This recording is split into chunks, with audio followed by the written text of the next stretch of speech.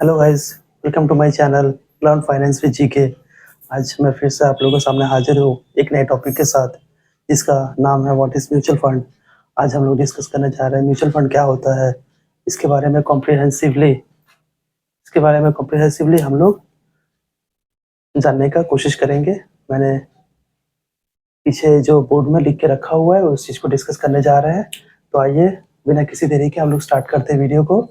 और अगर आपको वीडियो अच्छा लगे तो लाइक शेयर एंड सब्सक्राइब जरूर कीजिएगा। चलिए स्टार्ट करते हैं। देखिए, सबसे पहला क्वेश्चन है what is mutual fund. Mutual fund होता क्या है? म्यूचुअल फंड वो फंड है जिसमें जो कंपनी म्यूचुअल फंड कंपनी होती है, एक कलेक्टिव अमाउंट ऑफ मनी, जो कॉर्पस होता है, मनी का कॉर्पस जो होता है वो एक कलेक्टिव अमाउंट को एक जो फंड का जो ऑब्जेक्टिव होता है उसके अकॉर्डिंग वो इन्वेस्ट करती है, निवेश करती है। तो फंड का ऑब्जेक्टिव कुछ भी हो सकता है, जैसे कि डेट फंड है तो वो डेट डेट इंस्ट्रूमेंट में ज़्यादा इन्वेस्टमेंट करेगी। इक्विटी फंड है तो इक्विटी इंस्ट्रूमेंट में इन्वेस्ट करेगी। अगर हाइब्रिड फंड है तो वो इक्विटी और डेट का जो मिक्सचर होता है दोनों में उनका कॉर्पस रहेगा, दोनों में प्रोपोर्शन जो रेशियो उसके अकॉर्डिंग वो इन्वेस्ट करेगी। तो म्यूचुअल फंड वो फंड होती है जो इन्वेस्टर्स के पैसे को लेके उसे फंड के ऑब्जेक्टिव के अकॉर्डिंग वो निवेश करती है।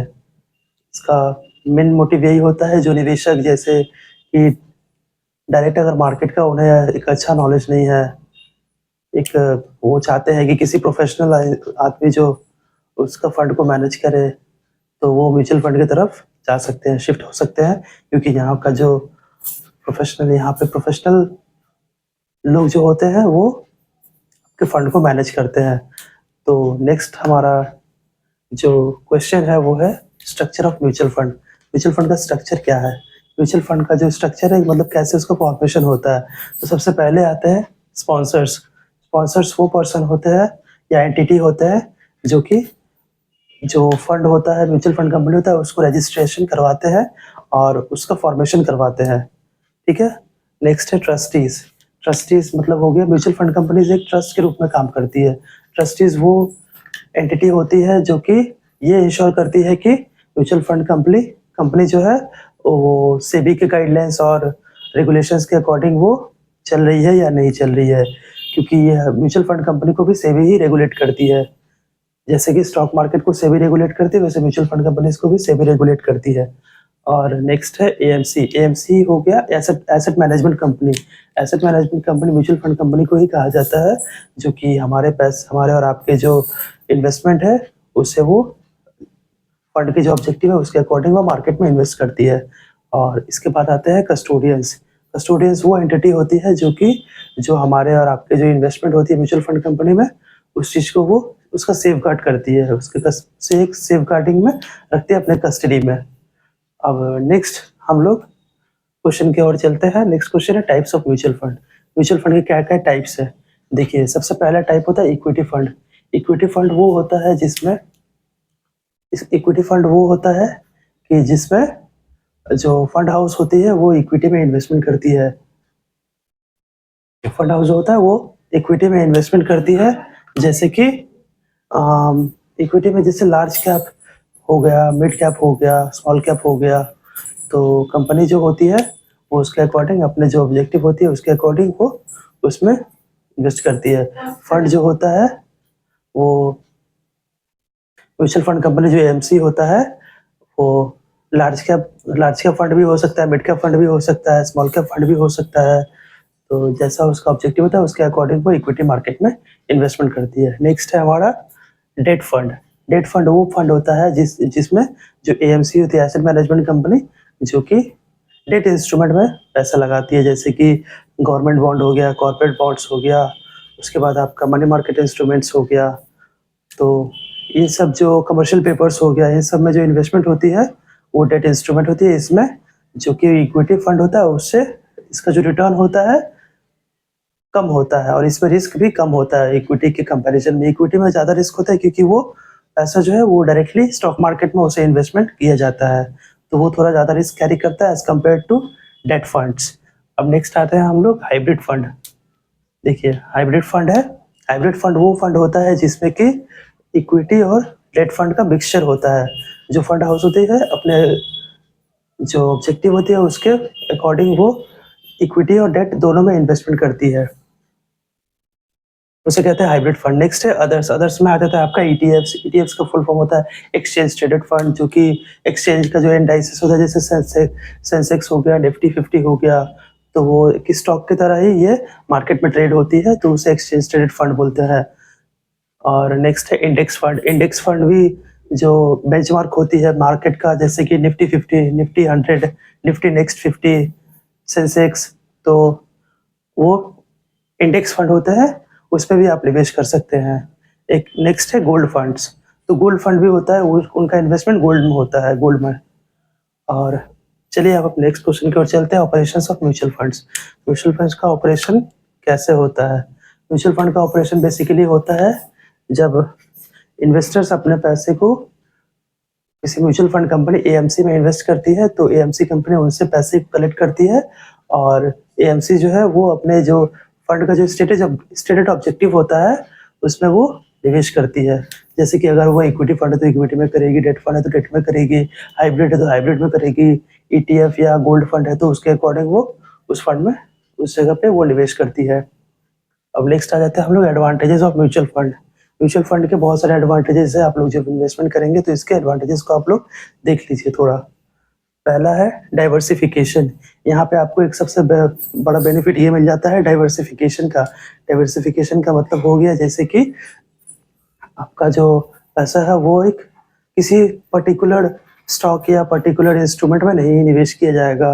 यहाँ पे आपका क्या हो जाएगा कि जैसे आप मान लीजिए इक्विटी फंड में निवेश कर रहे हैं, लार्ज कैप इक्विटी फंड में, तो लार्ज कैप इक्विटी फंड जैसे कि निफ्टी 50 हो गया या सेंसेक्स हो गया, उसमें भी जैसे कि सेंसेक्स में 30 कंपनीज लिस्टेड, इंडिया का टॉप 30 कंपनीज, जो कि इसमें अलग अलग सेक्टर्स है, जैसे बैंकिंग सेक्टर हो गया, इंश्योरेंस सेक्टर हो गया, एफएमसीजी हो गया, रिटेल सेक्टर हो गया।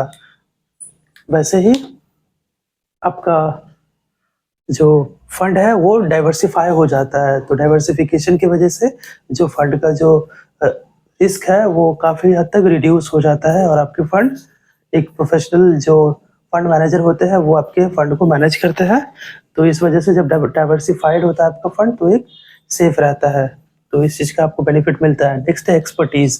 एक्सपर्टीज का मतलब हो गया जैसे कि जो आपका फंड है वो कोई प्रोफेशनल फंड मैनेजर उसको मैनेज कर रहा होता है, जिसका ट्रैक रिकॉर्ड एक अच्छा होता है, जो प्रीवियस पहले किसी एएमसी में काम कर चुके हो, या फिर जिनका नॉलेज फाइनेंस बैकग्राउंड में अच्छा हो, तो वो लोग आपके फंड को मैनेज करते हैं। तो यहाँ पे एक एक्सपर्टीज का बेनिफिट आपको मिलता है कि आपके फंड को कोई एक्सपर्ट मैनेज कर रहा है।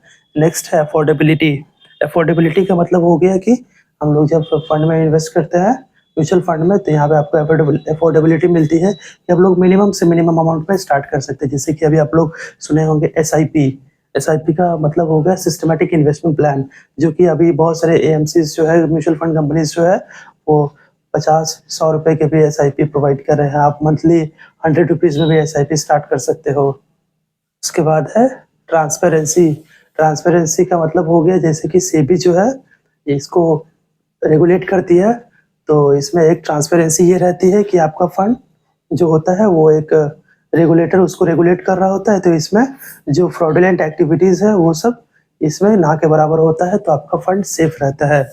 और नेक्स्ट एडवांटेज है लिक्विडिटी। लिक्विडिटी का मतलब हो गया कि जैसे कि एक होता है क्लोज एंडेड फंड, एक होता है open ended fund. Open ended fund में क्या होता है, जब आप इन्वेस्ट करते हैं तो आप अपने एनएवी जो होते हैं, एनएवी को फुल फॉर्म होता है एनएवी का और net net asset value. Net asset value जो है वो एक यूनिट होता है, जैसे कि आप शेयर परचेस करते हो तो शेयर का एक यूनिट होता है, 5 शेयर 10 शेयर, जैसे मान लीजिए आप लोग टाटा मोटर्स में 10 शेयर आपने परचेज किया है, तो टाटा मोटर्स का 10 शेयर आपके पास है। और उसी प्रकार आप जब कोई म्यूचुअल फंड कंपनी में इन्वेस्ट करते हो तो उसमें आपको एनएवी प्रोवाइड किया जाता है, जिसको बोलते हैं नेट एसेट वैल्यू। तो वो एक यूनिट होता है, जैसे 10 यूनिट 20 यूनिट्स उसमें भी यूनिट होता है। तो यहाँ पे आपको लिक्विडिटी ये मिलती है कि आप जब चाहे अपने फंड को सेल कर सकते हैं, और अपने जो अमाउंट है उसको रिडीम कर सकते हैं, विड्रॉ कर सकते हैं। अब देख लिए, अब एडवांटेजेस की तो बात कर लिए हम लोग, अब इसमें कुछ रिस्क भी इन्वॉल्व होते हैं, तो आइए रिस्क को हम लोग देख लेते हैं। रिस्क है, सबसे पहला रिस्क हम लोग देखते हैं मार्केट रिस्क। मार्केट रिस्क वो रिस्क होता है जब मार्केट में जब वोलेटिलिटी होती है, जैसे इकोनॉमिक फैक्टर्स हो गया, कंपनीज की परफॉर्मेंस हो गया, उसके अकॉर्डिंग मार्केट में फ्लक्चुएशंस होती है, तो इस वजह से मार्केट रिस्क की वजह से आपका फंड का रिटर्न जो है वो रिड्यूस हो सकता है। नेक्स्ट है क्रेडिट रिस्क।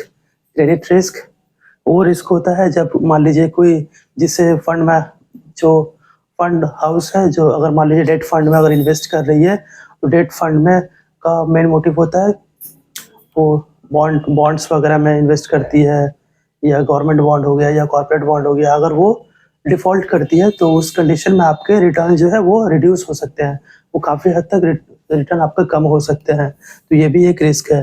नेक्स्ट है लिक्विडिटी रिस्क।